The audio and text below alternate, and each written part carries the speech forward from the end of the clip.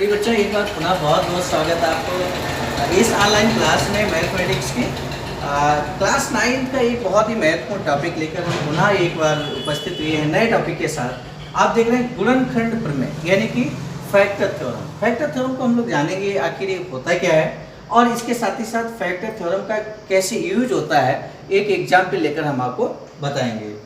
तो आइए सबसे पहले इसका स्टेटमेंट देखते हैं। गुणनखंड प्रमेय का लिखा है यदि पी एक्स घात n इज ग्रेटर देन और इक्वल टू 1, ध्यान दीजिएगा, वाला एक बहुपद हो, यानी कि पी एक्स एक बहुपद है जिसकी घात 1 या 1 से अधिक होनी चाहिए और a कोई वास्तविक संख्या है। a कोई वास्तविक संख्या, जब भी वास्तविक संख्या की बात आती है तो दिमाग में हमारे रहना चाहिए कि आखिर वास्तविक संख्या क्या है। टॉपिक जब शुरुआत हुआ था तभी मैंने वास्तविक संख्या की परिभाषा आपको बताया था। वास्तविक संख्या परिमेय और अपरिमेय संख्या का संग्रह होता है, यानी कि परिमेय संख्या और अपरिमेय संख्याओं को मिला दें तो ऐसा सेट, ऐसा समुच्चय वास्तविक संख्या कहलाता है। पहला पॉइंट हम लोग देखेंगे यहाँ पर, यदि P A is equal to 0, यहाँ पर ए क्या है आप समझ सकते हैं, ए वास्तविक संख्या है। पी ए यानी कि पी एक्स, एक्स की जगह ए आया, अर्थात एक्स का मान जो बहुपद होगा उसमें एक्स का जो मान होगा, जो भी निकल कर आएगा, जिसको हम मूल भी कहते हैं, शून्यक भी कहते हैं, रूट्स भी कहते हैं, तो यहाँ पर पुट करेंगे यदि P A is equal to 0, तो इसका क्या मतलब है, तब x minus A P X का एक गुणनखंड होता है। बहुत सिंपल सी बात है। फैक्टर थ्योरम का पहला पॉइंट आपको याद रखने की आवश्यकता है, यदि P A is equal to 0 होता है तो x माइनस ए वास्तविक संख्या है, x minus A P X का एक गुणनखंड होगा। ये पहला पॉइंट है और जो दूसरा पॉइंट है वो बहुत अच्छे से याद हो जाएगा अगर पहला पॉइंट आपको याद है। पहला पॉइंट अगर याद है तो जस्ट उसका उल्टा हम कर दें तो फिर दूसरा पॉइंट यहाँ पे फैक्टर थ्योरम का बन जाता है। क्या लिखा है यहाँ, हमने लिखा था x minus A P X का एक गुणनखंड होता है, तो यहाँ यही चीज लिखा हुआ है, उल्टा करके लिखा यदि x minus A P X का एक गुणनखंड हो, यहाँ पे ये कंडीशन में चेंज कर दिया तो पी ए बराबर 0 होता है। ठीक इस स्टेटमेंट को, इस बात को हमने रिवर्स करके यहाँ पे लिखा हुआ है, यानी कि ये दो पॉइंट एक दूसरे के रिवर्स हैं। एक पॉइंट याद है तो दूसरा पॉइंट ऑटोमेटिकली उसका रिवर्स करके लिखा जा सकता है। तो ये तो फैक्टर थ्योरम की बात हुई।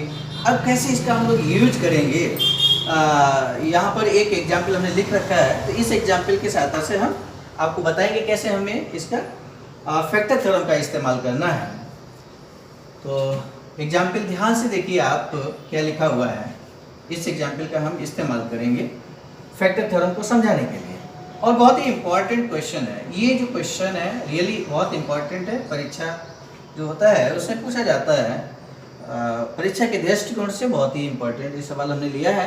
यदि x प्लस 2, ध्यान दीजिए वहाँ x माइनस ए की बात कर रहे थे, x प्लस 2 और x प्लस 1 बहुपद x cube plus 3x square minus 2mx plus n के गुणनखंड है, तब m और n का मान ज्ञात कीजिए। बहुत ही अच्छा सवाल यहाँ पर हमने लिया है। तो इस सवाल को हम सबसे पहले जो बहुपद है उसको हमने मान लिया, माना P X is equal to X की घात 3 प्लस 3x की घात 2 माइनस 2mx प्लस n। आप देख सकते हैं बहुपद को हमने पी एक्स माना।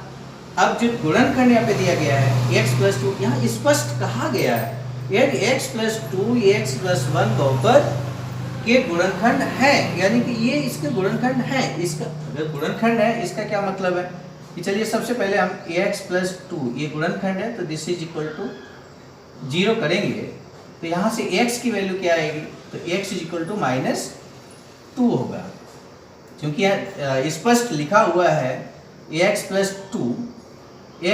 2 पी एक्स का एक गुणनखंड है।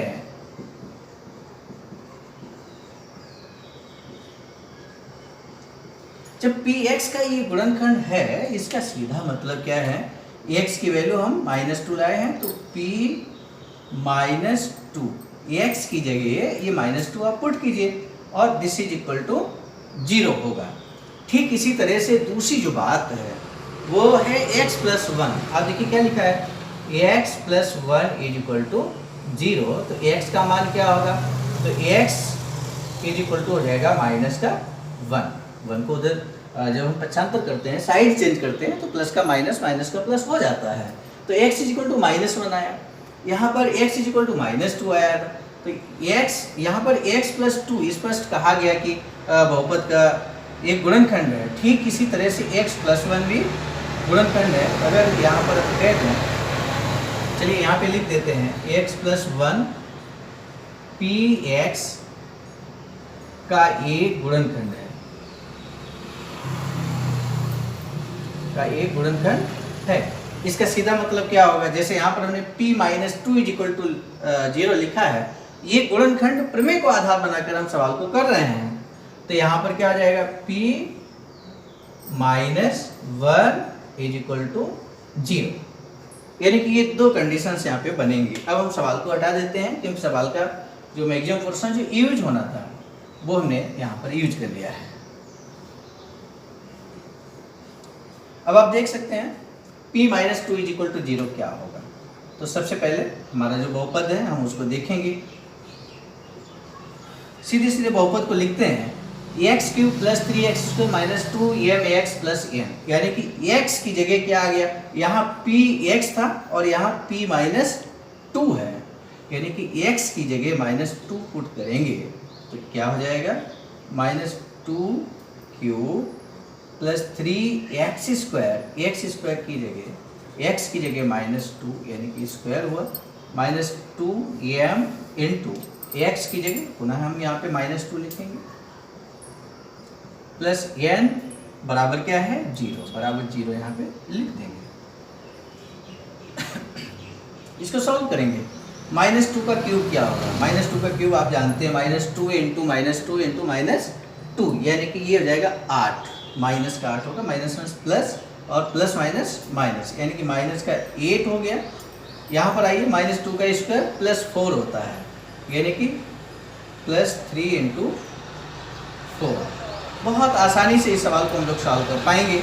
माइनस माइनस प्लस, मल्टीप्लाई में माइनस माइनस प्लस हो गया और 2 का 2 से गुणा करेंगे तो 4 हो जाएगा m, और प्लस यहाँ पे क्या है n इज इक्वल टू 0। यहाँ तक कैलकुलेशन मुझे लगता है बहुत आसानी से आप समझ गए होंगे। अब आगे बात करते हैं। तो minus 8 plus 4×12 plus 4m plus n is equal to 0। 12 से अगर हम 8 घटा देंगे तो 4 बचेगा, वो भी प्लस का बचेगा क्योंकि प्लस की वैल्यू ज़्यादा है। तो प्लस का 4, प्लस लिखा नहीं जाता है, 4 plus 4m plus n is equal to 0। 4 को उधर ले जाएंगे तो ये हो जाएगा 4m plus n is equal to minus का 4। ये प्लस का है, साइड चेंज करेंगे तो माइनस हो जाएगा। इसको समीकरण 1 बना देते हैं। अब दूसरा यहाँ पर p minus 1 is equal to 0, ये पूरा प्रोसेस आपके सामने है। तो यहाँ पर हम फिर एक बार इसको पुट करेंगे, जहाँ जहाँ x है तो x की जगह माइनस 1 पुट करेंगे तो माइनस 1 क्या हो जाएगा, minus 1 cube plus 3x square यानी कि माइनस 1 का स्क्वायर, माइनस 2m और x की जगह माइनस 1 पुट करेंगे, minus 1 plus n is equal to 0। Solve कीजिए। माइनस 1 का क्यूब माइनस 1 होता है और माइनस 1 का स्क्वायर 1 हो जाएगा, 3 बन जाए 3 यानी कि प्लस का ये 3 हो गया, माइनस माइनस प्लस तो ये हो गया 2m plus n is equal to 0। बहुत आसानी से सवाल को सॉल्व कर रहे हैं। 3 प्लस का है, माइनस का 1 है तो 2 बचेगा, 2 को हम साइड चेंज करेंगे तो माइनस का 2 हो जाएगा और ये समीकरण बन गया 2m plus n is equal to minus का 2। बहुत आसानी से ये समीकरण नंबर 2 बन गया। तो आप देख सकते हैं समीकरण 1 और 2 हमने बना लिया है। अब इन दो समीकरणों को हम सॉल्व करके m और n का मान कैसे लाते हैं ये आपको हम अब बताएंगे।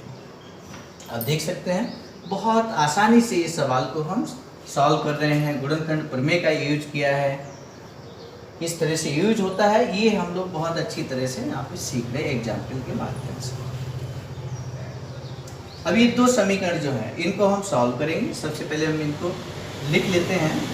या ऐसा करते हैं, आप देख रहे हैं 4m प्लस एन है इज इक्वल टू -4 है, यहाँ 2m plus N is equal to -2 है। तो हम देख रहे हैं यहाँ प्लस एन है और यहाँ पे भी प्लस एन है, सेम है, इसलिए हम इसको इसी तरह से लिख लेंगे। पहला समीकरण क्या है, हम लिख सकते हैं यहाँ पे समीकरण 1/2 से